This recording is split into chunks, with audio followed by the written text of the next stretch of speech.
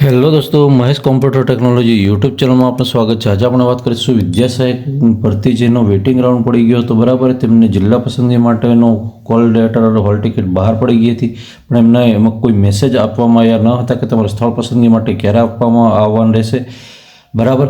અને જે સ્કૂલ પસંદગી પર થયા પછી ઓર્ડરની પ્રોસેસ છે કે એટલે સુધી ક્યાં અટકશે, શું છે વેઇટિંગ લિસ્ટ છે એટલે કે એના પછી ખાલી પડતી જગ્યાઓ છે એના વિશેની વિગત તમને દર્શાવવાની રહેશે, પણ એના માટે અલગથી મેસેજ કરવામાં આવશે એવી વાત કરવામાં આવી હતી બરાબર। તો અહીંયા વાત કરી હતી વિદ્યા સહાયક ધોરણ 6 થી 8ના ગુજરાતી માધ્યમના 2024નું જે હતું તે બરાબર। એની અંદર દેખવા જઈએ તો આ ઉમેદવારોને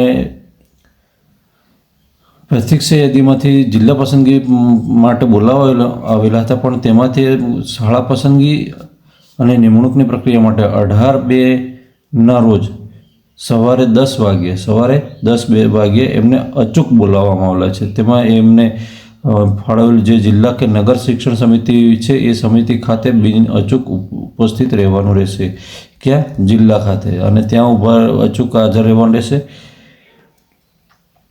અને ત્યાંથી એમને ઉપરોક્ત તારીખમાં જણાવેલ સમયે ઉપસ્થિત જો કોઈ વ્યક્તિ ના રહે તો તે સ્થળ અને નિમણૂક માટે કોઈપણ હક કે દાવો પાછળથી કરી શકશે નહીં, અને એની અલગથી એમને કોઈ પણ જાણ કંઈ કરવામાં આવશે નહીં કે ભાઈ તમે રહી ગયા છો અને આવી જાઓ એમ બરાબર।